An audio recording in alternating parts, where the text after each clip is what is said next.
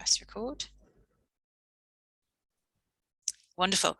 So welcome everybody on our next mental fitness session, our current mental fitness session on overcoming exam anxiety. And with the multitude of exams that we take and assessments that we do with apprenticeships and qualifications, it's a really pertinent topic for all of us. We started the session slightly differently by having a quick chat in the chat box about people's past experiences of exams. So we'll come back to some of those questions, probably for those of you that weren't here as we were just waiting to start.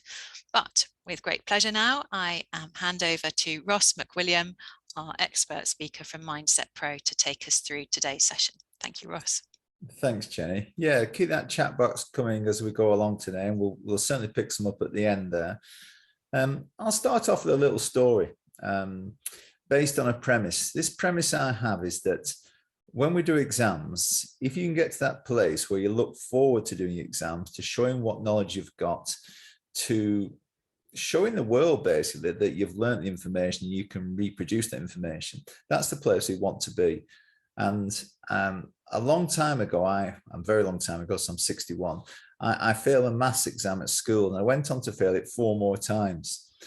And eventually I got, I think, the right teacher was more patient and calm with me. But then I packed that away and I went to university. And the second year we had a statistics exam, which is heavily maths. And I was a bit nervous about this because I'd failed it before. I wasn't too good at maths and stats, so that's another game altogether. So rather than thinking I'm going to fail, I thought, okay, this is an opportunity, because I'm going to take this with both hands. And I got a friend of mine who was good at stats to teach me. And we consolidated information after the formal lecture. And we did it for 6 weeks. And when we came to the actual exam, I came 3rd and he came 6th. And that was at about 50 people. And it made me realize that, you know what, if you get the right preparation, the right mindset and the right tactical approach to something, most people can pass most things. And I think that's the sort of encouragement I'm going to give you guys today, and looking forward to exams. I know it might seem counterintuitive, but I think it's very powerful. Okay, we'll start off with a group agreement, respecting each other, confidentiality, having that ability to talk and feel safe. It's very important to do that. Okay, learning outcomes today. We're going to look what's happening in our head, okay, because there are certain authors out there, very famous ones sometimes, especially working with young people, saying that it's not your fault, it's what's happening in your head. I understand that. I like to take responsibility for things, but I think it will help us understand a bit better. So if we look very quickly about our brain, the triune brain, and we'll look about the chemicals, adrenaline and cortisol and dopamine. We'll look at past failures. Okay, and what might happen in the past for you to feel that horrible feeling when you go quite hot, you can't do something, you don't want to be there, and you see failure as a headline all the time. And now that impacts on the hippocampus, which is very acutely responsible for memory. We'll look at future visioning. I'll do a little exercise with you there, where we're looking more optimistically about the world and how we can pre-program ourselves. It doesn't take much effort to do that either. And we'll look at the last part of it, some practical tips for exam practice in terms of study and organization, a little bit on memory and a little bit on exam questions. So that's where we're going today. And the triune brain, there's 3 parts to the brain. And in simple terms, we've got the most basic function of the brain stem. They call it the lizard brain, where this is mainly to do with involuntary functions of breathing and, and just being in your place where the chemicals are working in your body, you're functioning, you don't know too much about it. But there is a part of that where the brainstem, where we can actually influence it. And we're going to talk later on about the reticular activating system, which is located down there, and we can pre-program that. Some people call this the primitive part of our brain. And sometimes people don't develop more articulate parts of the brain area. For instance, the neocortex at the front of our brain. And so we're always on a quick response all the time. Probably the better word is a quick reaction, where we need to think things through. And this is something we can train. The second part of the brain is what's called the limbic system, where our emotions and our memories and our habits are situated. And it's something that if we know about this, and especially when we get cortisol and adrenaline flooding this part of the brain, if those chemicals flood too fast, adrenaline and cortisol, they can stop the prefrontal cortex from thinking, from being rational, from being logical. And straight away you understand that's not good for an exam. So if we are aware of what's happening in our middle brain, our limbic system, then we can do activities and thinking strategies that can calm us down so we're ready to perform rather than ready to panic. And finally, the neocortex, the prefrontal part of the brain, where all our thinking's done. And if this is nice and calm and chilled, and we're in a process and we've got good habits in place, we'll be able to recall information from a very calm hippocampus in the mammal brain. So 3 parts of the brain. Let's look a bit deeper into this. What's going to stop us in exams is what's called the amygdala hijack. And there's 2 parts to this amygdala in our central brains, that when we see a threat, a fear, it can flood within milliseconds with adrenaline and cortisol. And that flooding is not necessarily a bad thing. It's getting us ready to perform in sports and music, drama, arts, and exams. The problem is, if we perceive this fear to be bigger than what it is, then we'll produce more chemicals that are not good for us. And within milliseconds, what we thought was something we can achieve, it's something we pull away from. It's something that we're scared of. And if we're scared, all the systems that within our brain don't work as well. So the memory, the hippocampus where it's situated, doesn't retrieve things, restore things well. And the prefrontal cortex can't think rationally. And I've seen people so scared of exams that they can't even say their own name. And that's a classic example where the amygdala has been hijacked by the chemicals and the prefrontal cortex can't think. So this might happen in exams, but it also might happen in the lead up to your exams where you're worrying about another week to go, another week closer to the exams. And if we're thinking like that all the time, then clearly our memory is not going to be as effective, which resides in the hippocampus. So if you want a good memory, you've got to be motivated to learn. And memory is all about retrieving information once you've remembered it. So the retrieval process is what helps us remember. We'll come on to that in the last slide today. So on our journey towards this exam, when we're doing our revision, we've got to have that calm mindset that you're going to do whatever you can to pass the exam. You're in the preparation, you're being organized, you've got support, but you're also aware that if these chemicals, you get too overexcited about this task ahead of you, then you're not going to be able to remember as well. So it's really important that we don't get this amygdala hijack. Sometimes what drives that amygdala hijack, as I just mentioned at the start today, is past failures, okay? And sometimes we get stuck in the past. It happened last time, so it's going to happen again. But at some point, you know, we all change in life. And I want us to think today about the future.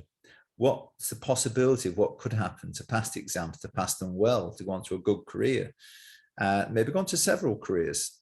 And I think sometimes we're stuck in the past. If that's a poor place to be, then you need to change that and think about the possibilities in the future.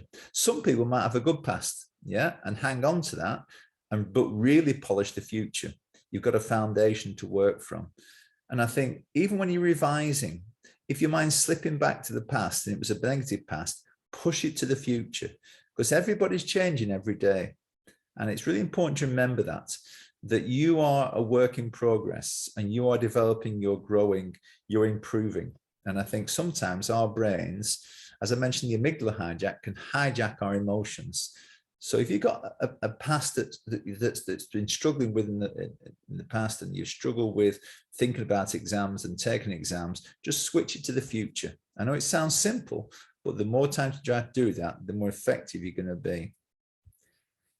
The last part of the brain is the prefrontal cortex. People talk about the left part of the brain, logic and reasoning and rationality and creativity on the right-hand side and visualizations. And all that stuff will work if we haven't got too many negative chemicals in there. Yeah.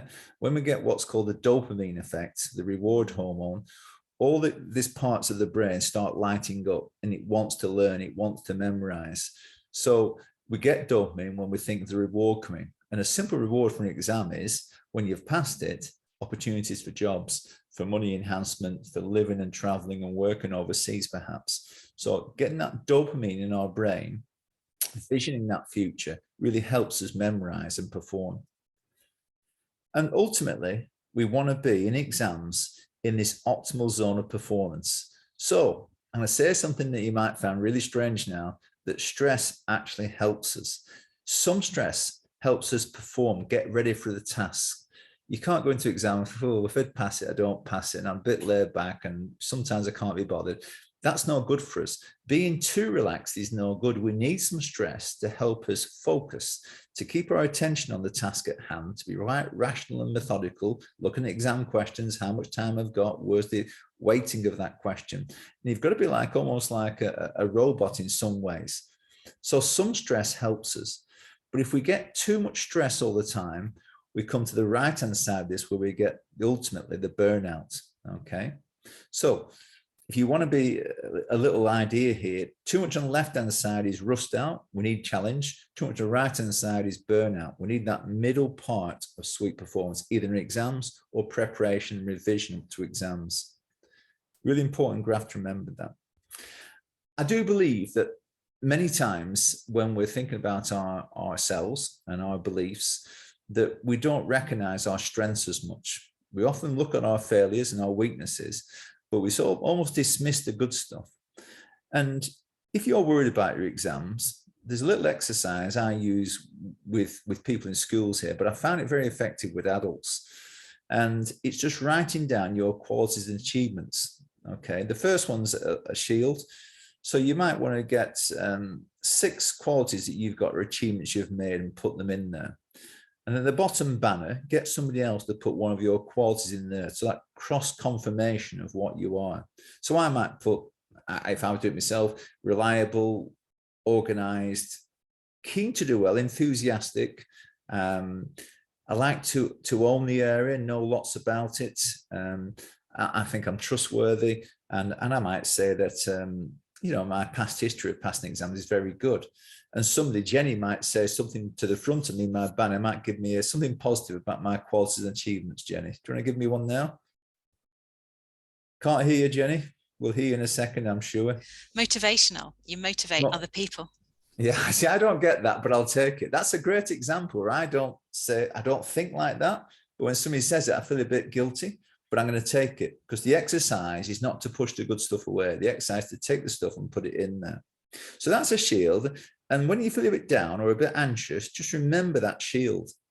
The same for a wall. The wall is where every day up to your exams. So you might have said, let's the example, there's how many bricks in that wall? 20 odd bricks. There's 20 days to our exams. And every day I want you to put something positive about your qualities and achievements in that wall leading up to the exam.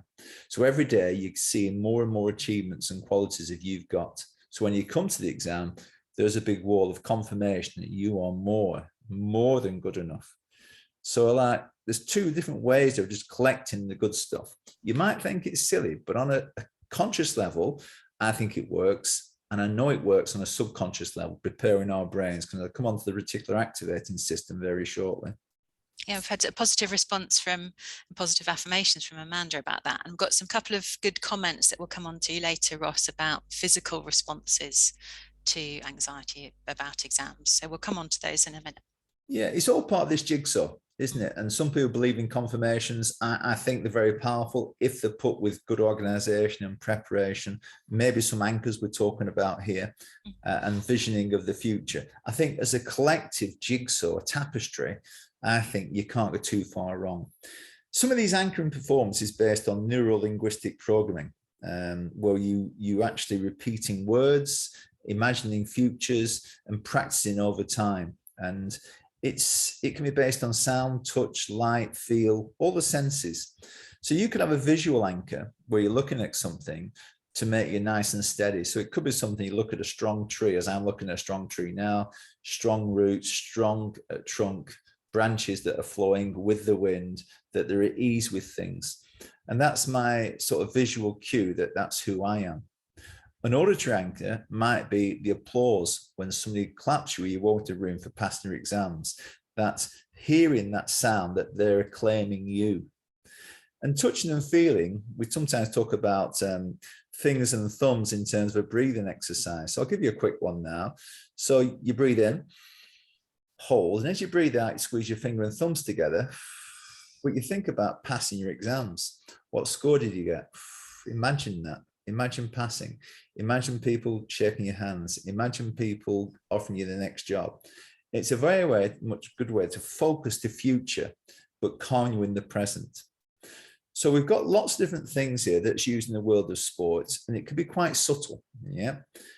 Sometimes I envision, for instance, a thermometer coming down in terms of the stress level. I don't want it down to the bottom because I need some stress. But if I feel a bit high up there, I pull it down a little bit and envision it by blowing it. And anchor my fingers and thumbs. So when we link a vision to a practical activity, especially with breathing, it's a good way of reducing those chemicals of adrenaline and cortisol, raising the dopamine level, looking forward to something, running towards it rather than running away, and just making us ready to perform, like the previous slide. We've got some breathing activities here, and I think on their own, they could be useful. Collectively, with this tapestry of approach, things we talked about before and things we're going to talk about shortly, I think they're very useful. Let's go through a few with you.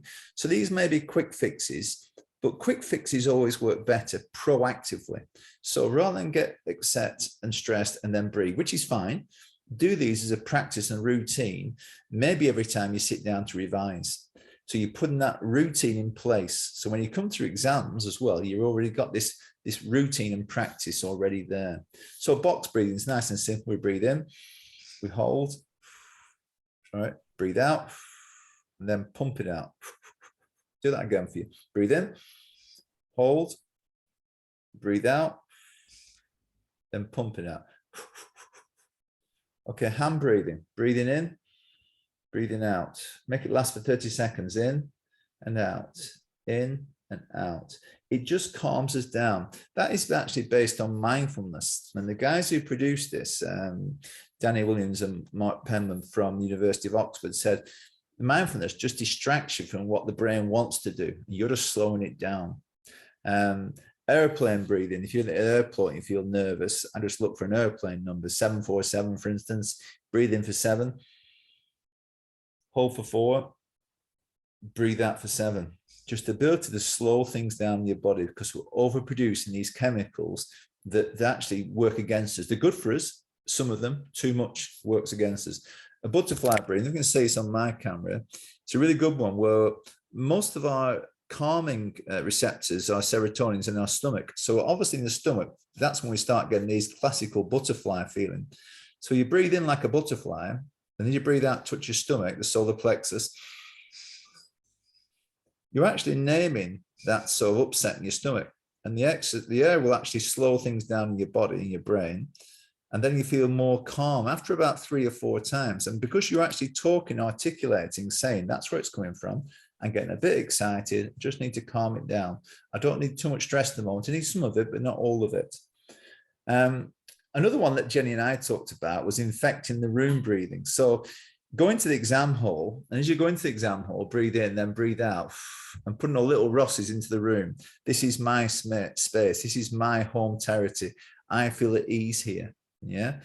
And again, Jenny and I talked about this, and I said, that's often linked with looking around the room. And Jenny said, well, you can't sit down at your desk and look around the room. It looks like you're cheating. So I said to her, when you walk into a room for the first time, the exam hall, breathe in and out, infect the room, just look around the room, because it's saying to the body, you're not going to run.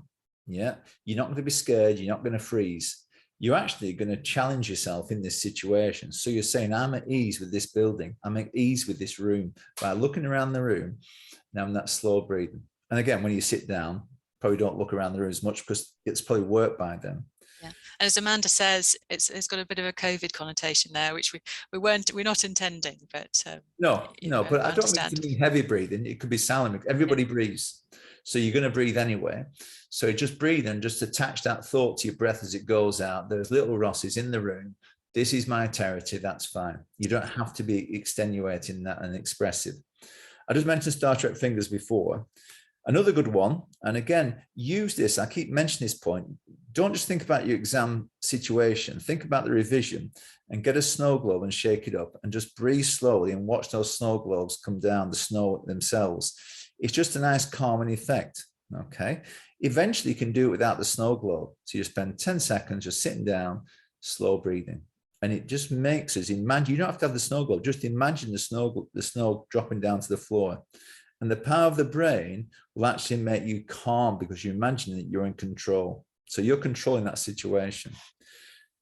And that might help, Ross, with Steve's question. He says he's struggling to focus and gets headaches and then finds it hard to revise, okay, on an exam day, but it's before that. So Steve could be using these breathing techniques, as you say, as part of revision as well. Yeah, and it's your choice. All I'm going to give you is a menu here, and you choose what works for you. It's all in the mind. What's going to work for your mind? You can't take objects into the exam hall, but you can take your mind in, and what's in your mind is up to you. So putting those good images of you in a good job in the future, you with a good partner, if that's what makes you happy, with you in a good country. I think all these sort of things, you can activate those in your revision schedule. So this is what it's all about. This is where I'm going for it. And if I don't get it this time, I'll go for the next time. And I think, you know, just you've got to have this belief in yourself that you can improve and do better. Nobody's ever perfect. There's always somebody better than us, but we're on a journey. And I think if you're on this journey, you're learning how to influence your mind by putting the work in, by thinking of some of these techniques. Success will come. It will come at some point. And a mountain climb visualization, I think we've got on the slides, actually, the mountain climb. I've got a link at the bottom there, Jenny, for when you have this, send it out to them. I've got about 20 videos on calming techniques. So if people take the presentation afterwards and look at that link, they can do that. Yep. Okay. Yeah, we send the slides out by the end of the week, so everyone will get good stuff. And I'll come back to this visioning in a second, but mention at the start, I talk about the triune brain, the three parts of the brain. The brain stem, it can be useful for some simple things, and it's called the reticular activating system. It resides in the brain stem. And this part of the RES filters and prioritizes center information to let the mind be focused and alert.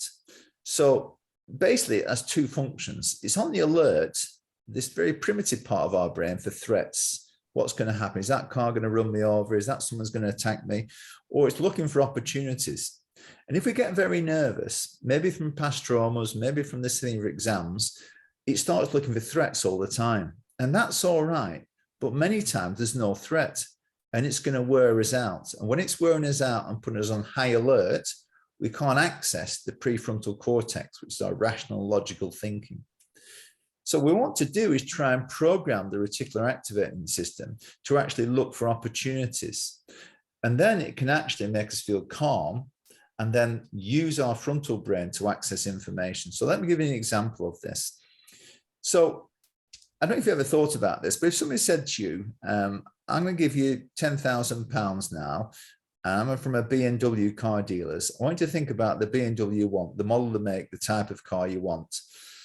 And when you've done, come back to me and I'll write a check out for that £10,000. And I can guarantee the next day when you're driving, you'll see loads and loads of BMW cars where you hadn't previously seen them before, because your subconscious part of this brain, the reticular activating system, is actually looking for something you've pre-programmed it to do. You're looking for that reward, that opportunity. The dopamine is being released. And it's the same when, you know, people get a Burberry bag. Oh, that's a nice bag. It's a very nice designer bag. Then everybody, they go out somewhere else, they look at, have they got a Burberry bag? Have they got a Burberry bag? Everything's about Burberry. So you can do this in your mind by looking for opportunities rather than threats. So see the exam, as I said, as an opportunity to show what you've got. And I think this is something I'm doing an exercise with you now. So I'm going to give you an opportunity to choose here. So you can think about the future, about passing your exams, and the top of this mountain will represent you passing your exams. Okay, that's the goal, to pass your exams. Or you might want to look back on something you did in the past that went maybe not so well, and we're going to redress that balance now. So it could be something that you failed in the past, and I'm going to take you through the same steps, whether you failed in the past or whether you see in the future. So that's your choice.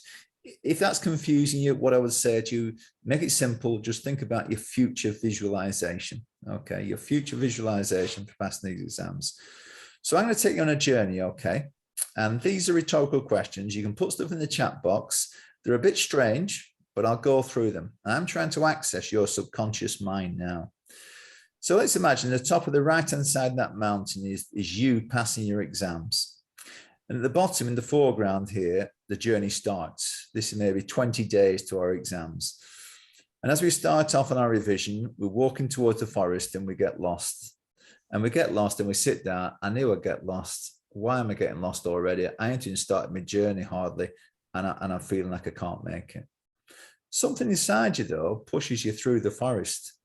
And you're going through the forest, making some progress, but you get lost again. And you sit down and you question your own belief in your own abilities. And you think, maybe I'm not suited for this career. Maybe I can't do it. But there's something inside you that wants to find out who you really are. And it pushes you. And you get out of the forest and you meet a goat. What does the goat say to you after getting through that forest, after your trials and tribulations? And what do you say back to the goat? I'll let you think about that for a second. You say goodbye to the goat, and we're going up the mountain now. We're on the green grass in the middle. We're going further up the mountain. We're still looking behind us and thinking, I can turn back. Yeah, can I turn back? But something's driving you on. You're making small steps, and your target's getting closer. And as you make this progress, you see a present on the floor. What does the present represent for you on your journey? Have a think about it a second. What reward do you get for keeping on your journey? Even though you're not past your exams, you're still on the journey. You haven't given up. You keep on walking. And now we're getting to the sharp bits, the shale bits, the scree bit of the mountain on the right-hand side. And it's getting colder and you're getting more tired and it's getting steeper. And you still think you can't make it. But again, something inside you is driving you on.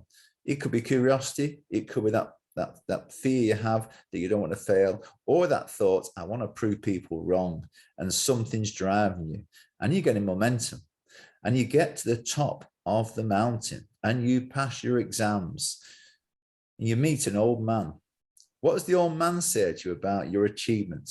And what do you say back to him? I'll give you a chance to think about that for a second.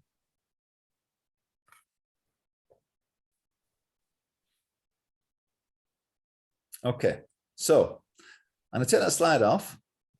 I'll go back to the old man. Does anybody want to tell me in the chat box there, what was it like? What did the goat say? What was the present? What was the old man saying? Anyone want to share their thoughts with me? And I'll try and interpret them for you. This is our interactive bit today. We've got somebody who does who used to do free solo rock climbing, so I'm looking forward to some answers here. Let's see what people say. What does the goat say to you after that first blip? Now this might be greatest of all time. Goat says you are the goat, which I think is greatest of all time. Some use that acronym. Yeah. Yep. So the goat literally says, I'm the goat, but you're the goat. Yeah. I like that. That is very intellectual. Very intellectual. CL, well done. Lynn says, well done, keep going. What was the present for anybody? Satisfaction. Old man being wisdom. And remember that some people remember the actual conversations with the old man. They have a particular question they want to ask. Somebody once said to me, they asked the old man, did you think I'd fail? And the old man said, never. I like Lynn's. The old man says, you are not alone. Brilliant. Because we're never alone. We're not alone on our own. We've got our thoughts with us. Yeah. You've always got support. And I think that comes out in our last slide today. Anything else that's sticking out there that's important?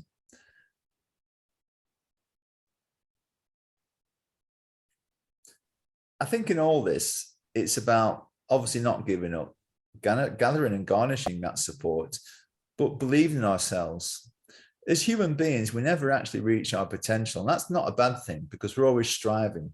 Our reach out should outstretch our grasp. Yeah, we're always trying to go for something we can't get sometimes, but we keep pushing ourselves. And I think as human beings, we don't know our potential. It's a And bit I of a think philosophical question coming in from Adam, or a statement. Who is the wise man? The wise old man, or the person that speaks to the wise old man? I it, like that, Adam. yeah, or it could just be a mirror. Mm. It just could be a mirror that you're talking to yourself in 10 years' time. Yeah. You fretted about that. Look where you are now. Remember when you fretted about 10 years ago? I think, this people take different things from it, but it's about visioning the future, putting that reticular activating on alert for opportunities, not for threats. Okay. And that's what it's all about. So you go to bed each night, think about the positives. Always think about the positives. The next day, the more specific, the better. The brain will pick it out for you. It'll look for opportunities. Okay. One So more. The old man says, now you know you won't fail. I like that. that is prophecy. Now you Mm. know you won't fail. You've met me. That is very, very powerful, isn't it? That very Or powerful yes, or indeed. you may fall, but you'll get up again and go on. These are Yeah, wise words, everybody. That's you good got work that. on a Tuesday.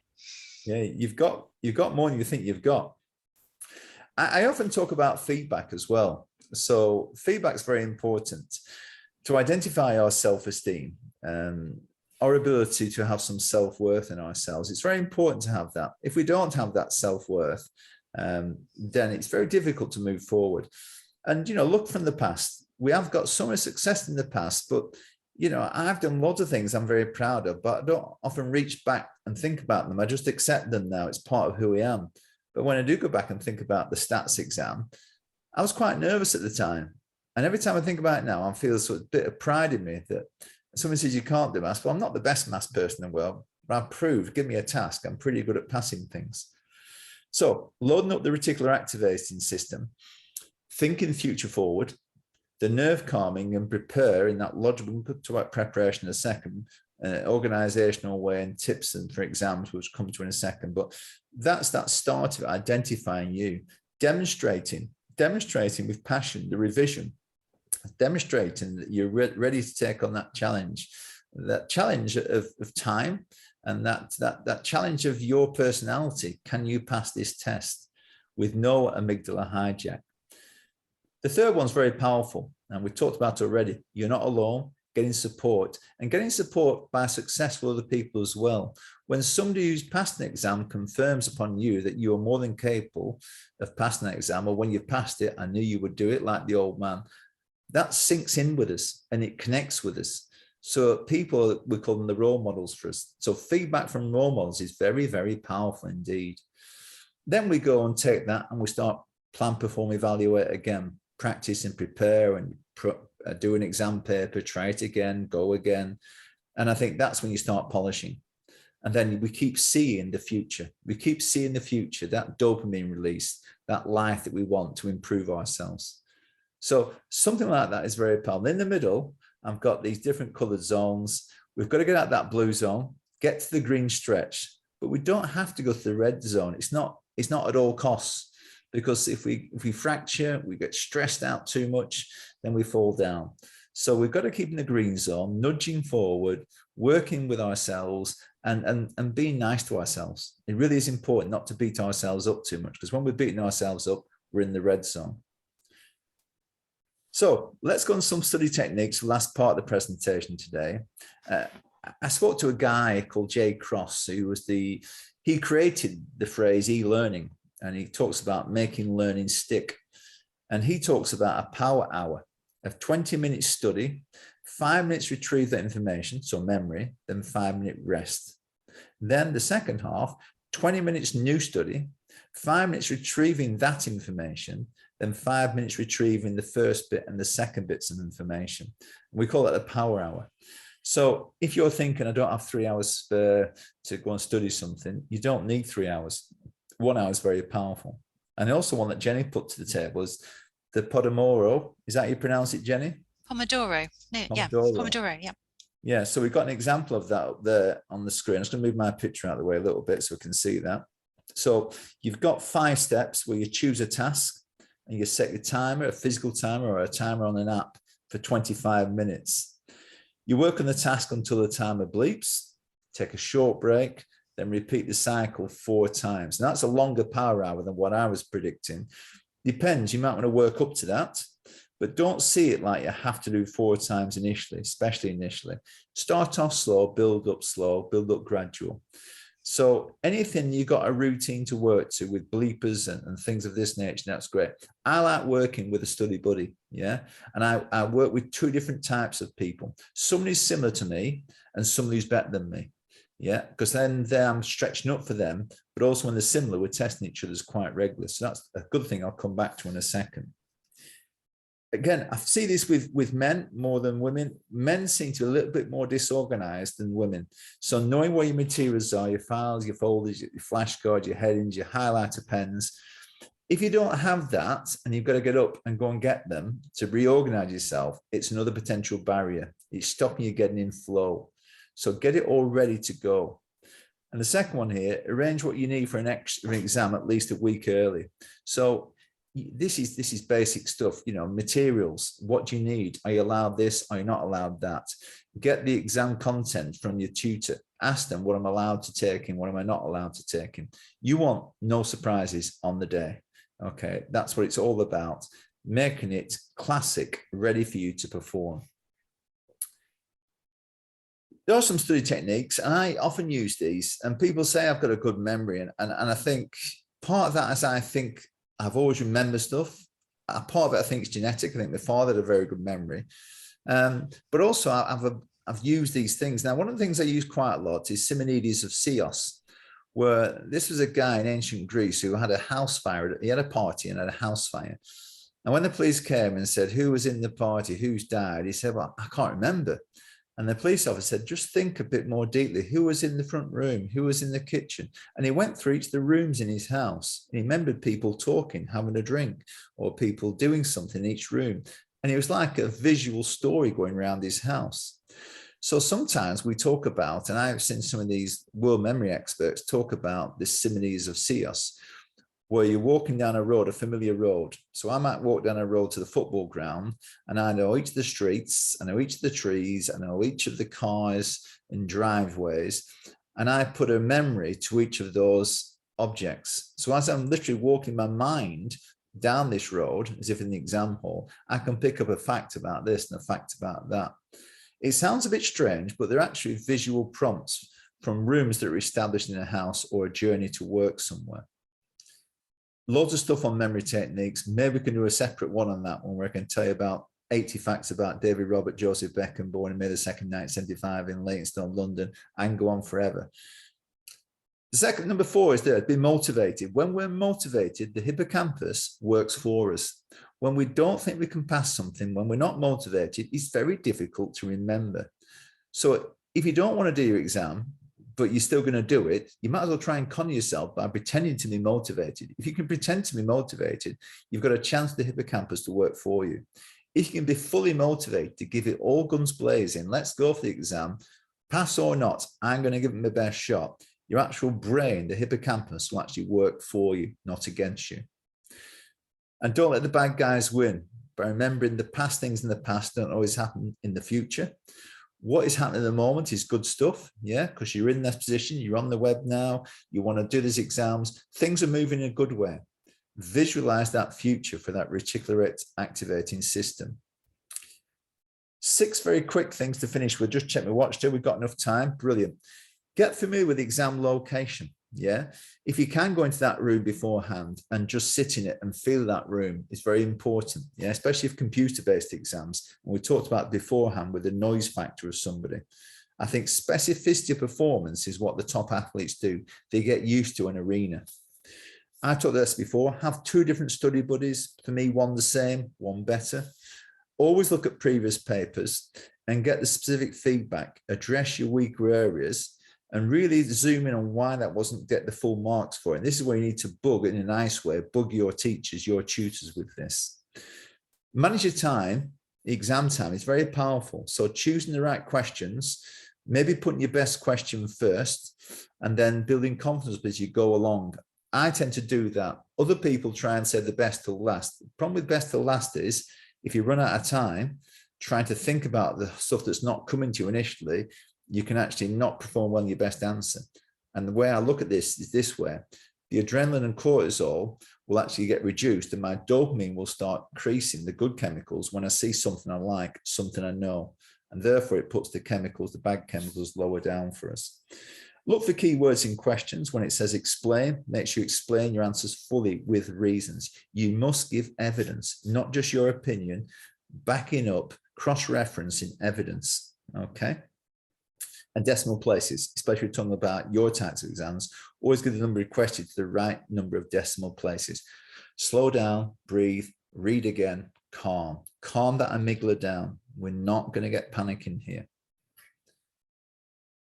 So what have we learned today? Chemicals can work for us and work against us. There's three parts to the brain. What we must not do is let the middle part of that brain get hijacked so the front part can't work. You must motivate yourself constantly so the hippocampus, the part of the memory aspect, will actually then work for you.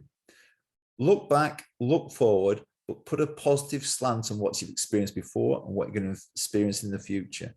Choose out of those memory studying techniques and calming techniques. We've got a link there to 20 of them.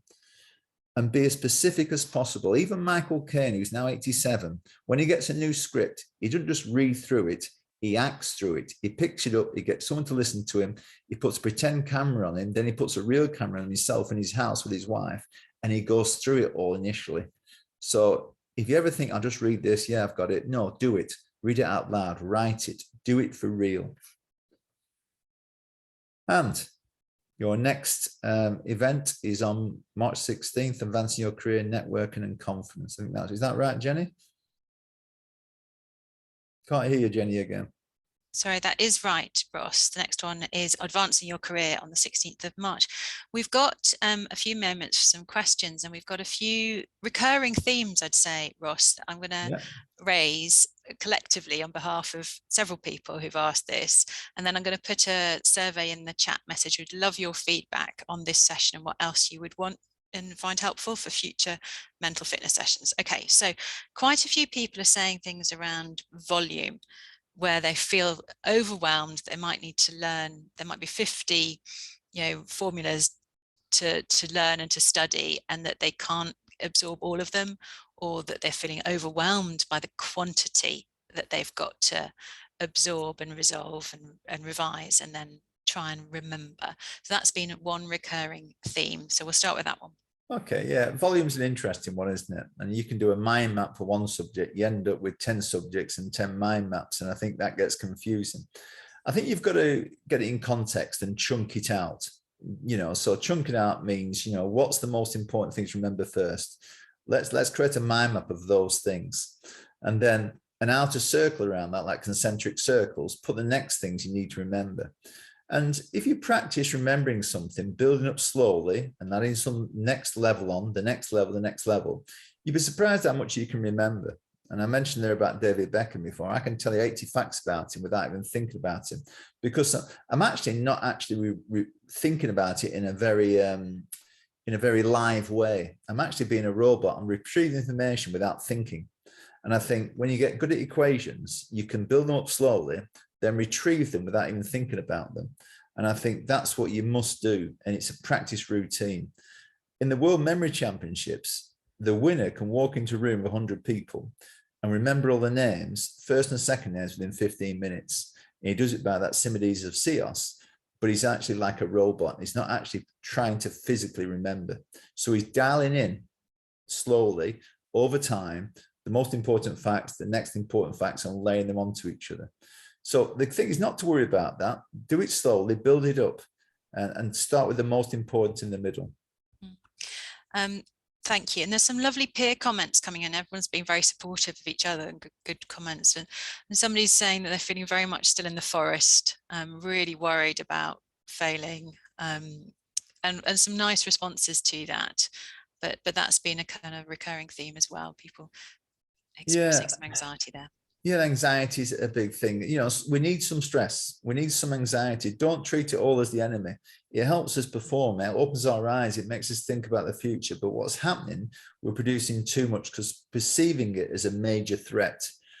And if you can change some of your thinking, maybe not all of it, to think about where's the opportunities. I chose to do this. I put myself in this lion's den, so it seems, but I'm doing it for a reason. It's almost like the singer who gets onto X Factor and then they get very nervous. And I always think to myself, well, you wanted to be there, and then you get nervous and you might not do it. But most of them always do it. Most of them always collect themselves, they breathe and they do it, and they enjoy it so much afterwards. And one of the things I often think about is not now, but when I was younger and got nervous, I used to envision what it'd be like when I've finished, and would I feel upset with myself? And would I think, oh, I can't live with myself now? So I used to think, I don't want that feeling. So before I did something, I thought about what it'd feel like if I failed it, and I didn't like it. So I made doubly hard. I controlled myself. I put the preparation in, and then I almost, as I used to do, look forward to things. Yeah. And I think we'll finish with this one because we're now at 1:45, which is when we generally stop. And this is a good question coming in from somebody who says that they failed a couple of exams, computer-based exams in the past, and what they experience is a feeling of guilt, that they feel guilty that they haven't revised enough, and they ask if there's a way to train their brain to be satisfied with the amount of revision that they've done. So that was a really good question from Lauren. Yeah, often with guilt goes shame. Shame and guilt go together, and that affects our self-esteem, how we value ourselves. And you can never do enough, but it's not always about doing enough. More is not always better. And you've got to recognize, I'll give you an example. When people talk about resilience, they talk about keep going and sometimes adaptable, but keep pushing and bounce back. The guy who sort of talked about the phrase originally, Hans Selye, and latterly a guy, Steve Reed, talks about this. He talks about being gratitude to yourself and not beating yourself up too much, and recognizing your good stuff before you go into the bad stuff. So as a process, anytime you don't feel so good or you think you've done something bad, train your brain to remember the good stuff first. Yeah, you can't go into the bad stuff before you get the good stuff out. So the good stuff must come out first. That I've put myself in this situation. I've done some study. Yeah, I could have done more, but I've done some. I've got some support. I've done this, and think of the good stuff first. And if you do that, the negative stuff doesn't get a head of steam up. And it's really important to remember that. So, it's really important that you think about the good stuff first rather than dumping the negative all the time. Yeah. And then just finally, a comment from Steve, and I think this is our opportunity to be kind to ourselves. I know exams can, they cause pressure, they can do, obviously, but having the opportunity to take a break is so important, and being kind to yourself, because Steve mentions the headaches that he has during revision. Build up slowly, gratitude yourself. There's only one Jenny Pelling in the world of 7 billion people. There's only one Ross McWilliam. Celebrate that fact, polish that person up. And it is, I keep saying this, it is a journey rather than a destination. Yeah, that destination might change, but how you manage yourself and be kind to yourself each minute, each hour, each day, that will see you through to the end part of the game where the result happens and beyond. So if you peak too early, it's no good. Be kind to yourself. Absolutely. And if anyone feels that they do need extra support, of course, do come to us. And, we've got all sorts of wellbeing and safeguarding support too. So I think finally, we wish everybody the very, very best of luck for their forthcoming assessments, that they'll take positively and see as an opportunity. And Ross, thank you for guiding us through this session again. And we look forward to seeing everybody on the 16th of March for our kind of careers session on networking and confidence. Thank you all. I'll stop the recording now. All the best. I think there's a hand up from Adam there. Wanted something particular answered, was it? Let me just. Yes, we'll come back to that, Adam. Oh no, he says accidental, sorry. Okay. No problem, Adam. Thank you for joining. An accidental response as well then. How's that? We like that. Thank you, everybody.